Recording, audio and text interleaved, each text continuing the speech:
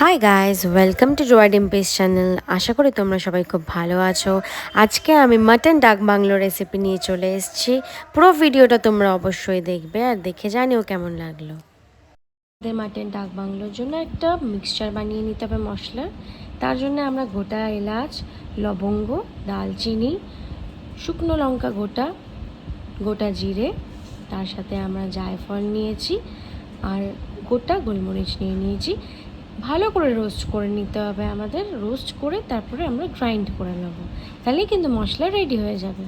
ফ্লেমটাকে এবার বাড়িয়ে দেব আমরা, তাতে সর্ষের তেলের যে একটা কাঁচা গন্ধ আছে সেটা গরম হলে চলে যাবে, নাহলে কিন্তু দেখবে ফ্লেভারটা একদম অথেন্টিক আসে না। 1 থেকে 1.5 মিনিট একটু গরম করে নেবো আমরা তেলটাকে। তেল গরম হয়ে গেছে, ধোঁয়া বেরোনো শুরু হয়ে গেছে। এবার আমরা তেজপাতা আর শুকনো লঙ্কা ফোড়ন হিসাবে দিয়ে দেব।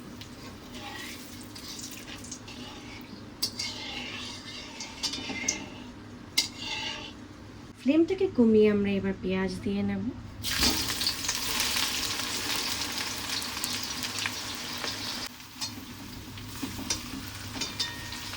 দু থেকে 3 মিনিট মতন হাই ফ্লেমে পেঁয়াজটাকে নাড়তে হবে।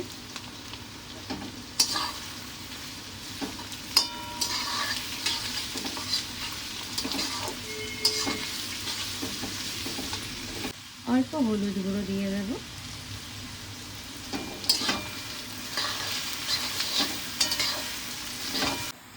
এবার আমরা যে মাটনের চর্বিটা আছে এটা দিয়ে দেব পেঁয়াজের মধ্যে, তাহলে কষানোতে চর্বিটা গলবে আর ফ্লেভারটা খুব ভালো হবে, টেস্টটাও খুব ভালো হবে। এই মাটনের রান্নায় যদি একটু চর্বি না দেওয়া হয় তাহলে আর মাটন খেয়ে মজা হয়। অল্প নুন দিয়ে দেব, অল্প চিনিও দিয়ে নেব। হাই ফ্লেমে নাড়তে হবে কিছুক্ষণ। এবার আদা রসুন পেস্টটা দিয়ে দেব, নেড়ে নিতে হবে ভালো করে।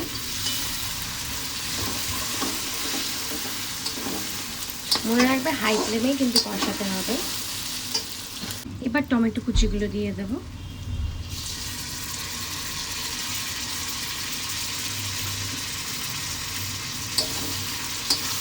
ভালো মতন কষিয়ে নিতে হবে 2 থেকে 3 মিনিট।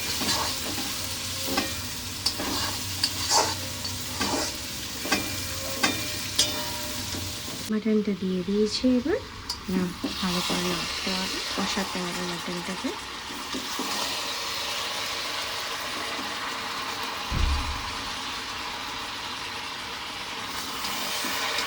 নিচ থেকে হালকা ভাবে ফ্রাই করে তুলতে হবে, তাহলে মাটনগুলো পিসেস একদম ঠিক থাকবে।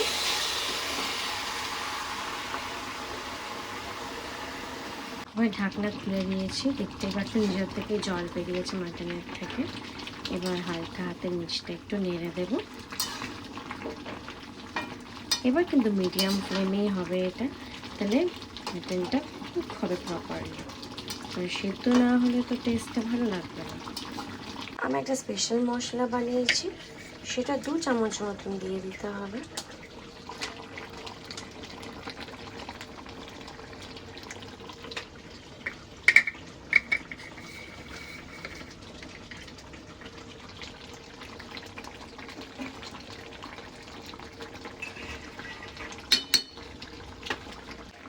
ভালো করে কষাতে হবে। এবার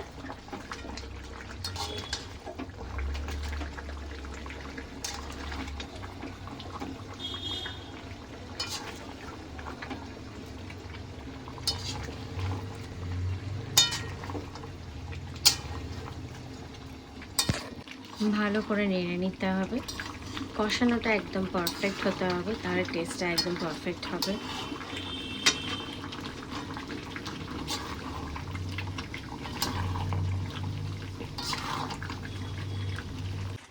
5 থেকে 7 মিনিট মতন কষবে। আর মাটনের থেকে যখন তেলটা বেরোবে বুঝে যাবো কষা কমপ্লিট হয়ে গেছে। মাটনের কষাটা পারফেক্টলি হয়ে গেছে, দেখতেই পাচ্ছ তেল বেরিয়ে এসছে মাটনের থেকে। তোমরা পারফেক্টলি বুঝতে পারবে যখন মাটনের তেলটা বেরিয়ে আসবে, মানে কষাটা পারফেক্ট হয়েছে। আর এই দিকে আমি রাইট সাইডে ডিম ভেজে নিয়েছি, এই যে মাটন ডাক হবে। একটু সর্ষে তেলের মধ্যে নুন আর হলুদ একটু গরম করে দিয়ে তার মধ্যে ভালো করে ফ্রাই করে নিতে হবে ডিমগুলো। এবার ডিমগুলো ফ্রাই হয়ে গেছে, গ্যাস বন্ধ করে আমি এই ডিমগুলোকে দিয়ে দিলাম মাটনের মধ্যে। আর মাটনের যে চর্বি আছে সেগুলো তো গলে গেছে, সেটার মধ্যে ডিমটা এবার ভালো করে ফুটবে আর ফ্লেভারটাই এর আলাদা হবে। হালকা হাতে নেড়ে নিতে হবে। এরপর গরম জল করে নিতে হবে, সেটা মাটনে দিতে হবে। ইলেকট্রিক কেটেলে আমি গরম জল করে নিয়েছি, সেটা দিয়ে নিচ্ছি এখন।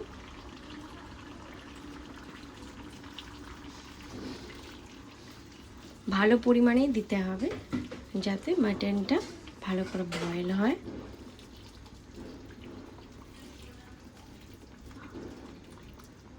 এবার ফ্লেমটাকে একটু বাড়িয়ে দিতে হবে, বাড়িয়ে দিয়ে হালকা হাতে নাড়তে হবে।